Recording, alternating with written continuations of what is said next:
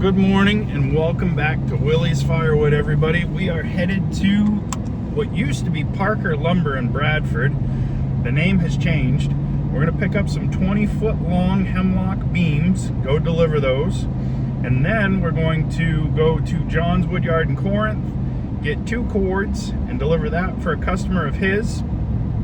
And then we're going to do a 25-hour review on the Cordking 1820R with the turbo split option. We've run the machine for a little while now. I've gotten used to it. There's some things that I've realized. There's some things that I like. There's some things that could use improvements. But overall, the improvements are not necessarily need to happen things. It would be nice if they happen things. So we're at Timber Ridge Sawmill over in Bradford. Used to be Parker Lumber, big mill. They do spruce, pine, hemlock, and all different assortments. They're headed to go pick up our beams for us. He should be back in just a minute. Green chain. That's the work end of the sawmill right there.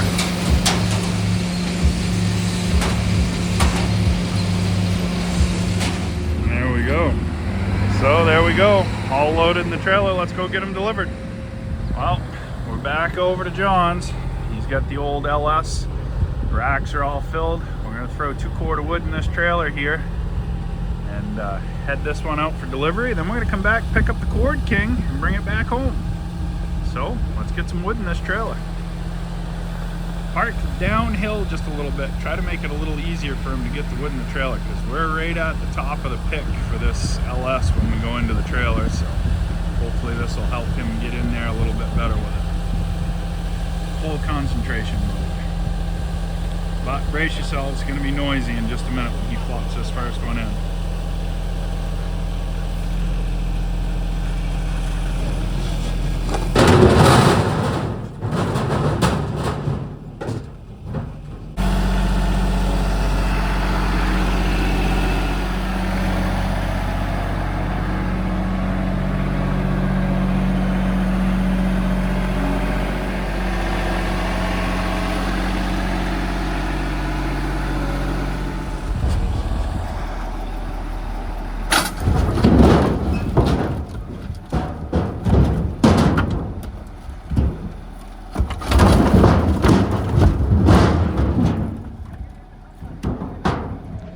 I'll tell you, the rack thing with the firewood is pretty handy, especially when it's 90 degrees outside. He's getting ready to dump another one. Let's check it out. Loading 1/3 of a cord at a time. The tractor does a much better job than we do when it's this temperature out, that's for sure, because it is warm.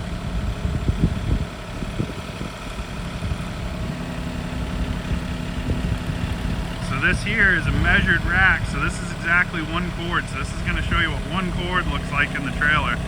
There's no ifs, ands, or buts because it's stacked in. The amount is measured.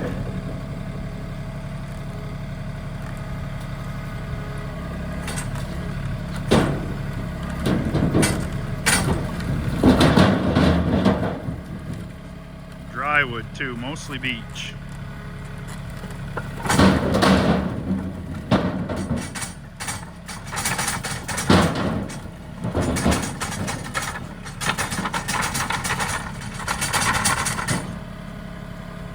So there's 1 full cord. Look at all the room for activities that are left.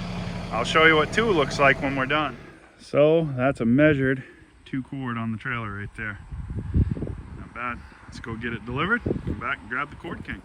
So we've got the Cordking back in the yard. I'm not gonna unpack it because it's gonna head to the new wood yard, but I wanted to go over some things with this and show you guys some of the things that I like, some of the things that may or may not work for your operation, and just kind of do a little 25-hour overview. So let's go get started. So right here, 12-foot conveyor. It's not going to be big enough to load anything other than a dump trailer or a 1-ton dump truck because it's just a bit too short. I think if I were to do this differently, I would do a 16-foot conveyor. I would put it on a tandem axle, and I do the longer live deck. We can balance some 24-foot stuff on this live deck But this deck right here works best if you're getting center mount logs that are no longer than 20 feet, which is what we're going to be getting at the new wood yard. So that's going to be perfect for that. So we won't have any issue there at all. But yeah, so if you're going to load a big truck, I'd recommend stepping up to the Tandem X with the 16-foot conveyor, and the 3-strand live direct would make a big difference. But for what we're doing and what we've been doing, very impressed with it. But let me show you a couple of things that I've learned. First thing, I really like the positive hydraulic log stop. Very, very nice feature. I've also learned that everybody knocks a bar saw unit. I've got 25 hours worth of time on this chain here. They had used it at Cordking before I got the machine, and we cut with a whole bunch. It's still cutting great, and I haven't sharpened it yet. I don't think you can really knock on that. If I could run this for 2 to 3 days before I had to sharpen, and all I'm gonna do is pull a chain off and sharpen it, I'm perfectly happy with that. The clamp works well. The end of the live deck here where it feeds in, that sometimes can catch if you've got a log that's not round at the end, if you've got a big belled end. So you got to pay attention to which way you put your logs on. The splitter down here, the splitter is really fast. It does a good job of keeping consistent firewood size and does a really good job there. You've got to watch your logs when you're loading. You see a dent right here. I dented a filter with a log that kind of flopped back towards the operator and put a little dent in it. So you got to pay attention to that. So that's one thing that we did notice. I've also noticed that I'd like to have a jack on this side. There's one jack on the other side, but no jack on this side. I'd like to have a jack just so that you can sit everything level. The operator station's plenty of room even for a bigger guy like me. The conveyor folds up really easy. The whole thing packs up in less than 10 minutes and you're ready to roll. So that makes it really nice. Everything on the machine is able to be worked on with hand tools. No fancy electronics, no computers, nothing crazy. There is one electronic feature, and let me show you what happens if it should ever fail. So this is the electronic system for the repeater. In the event that the push button on the joystick ever fails, all you've got to do is grab this handle right here. Forward, backwards. You have a manual valve for your splitter and you can stay running. So that's a little bit of dual redundancy, and I really like that. One thing that takes some getting used to on this is the saw pressure. When you pull back, the harder you pull, the harder the saw tries to go. You can stall the engine on this if you get overzealous.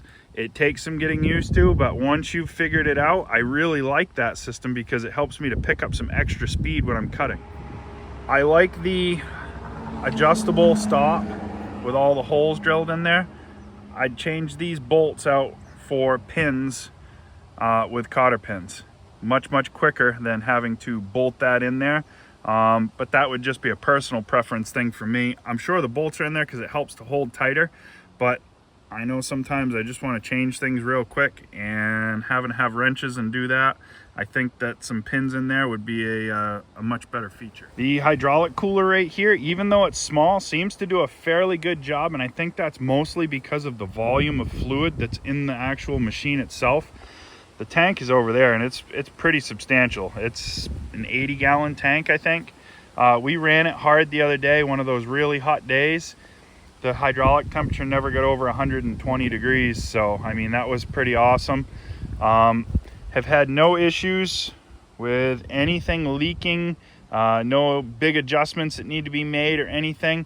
One thing that I did notice is it doesn't use a lot of bar oil. It's adjustable, you can turn it up if you want, but we haven't used a lot of bar oil. It's not burning the bar's getting plenty of oil, so I was really surprised at how little oil it would use for what we cut with it. And I mean, you can see it's gathered over there, the sling from the dust and whatnot. So overall impression for a small to medium firewood processor, I think this Cordking 1820R with the turbo split feature is a really nice setup. I think for short money, it's very mobile, it's very compact, it fits into a small space. if you can get wood off a center mount, or if you're getting wood from somebody that's 12 foot in length, 8 to 12 foot in length, this is a perfect machine for that. We do have something coming home from the Boonville logging show for it, and we'll show you what that is when we get home. But I think overall, I'm very, very happy with this machine.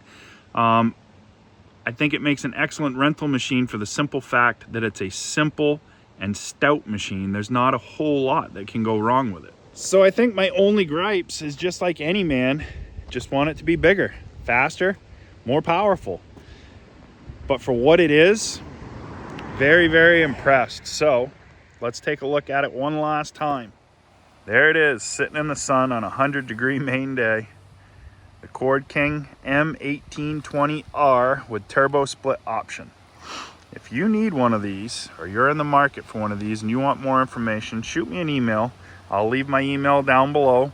Or if you want something bigger, if you want something different, give me a call. Cordking's been really, really great to work with. We'll gladly get you a quote, gladly get you into a machine if that's what you're looking for. But I think for what this machine is, this is probably one of the best value firewood processors, mobile firewood processors on the market, for sure. So be sure to give it a look if you're in the market. So we're gonna go get packed up for the Boonville logging show. Hope to see all you guys really, really soon. Remember, Friday, Saturday, and Sunday, this Friday, Saturday, and Sunday, we'll be at the Cordking booth or the Typhoon booth. Stop by and see us. If you can't find me, I don't know what to tell you. I'm not little, I'm not hard to miss. We'll see you then. Remember guys, a little bit every day goes a long way. Help someone if you can.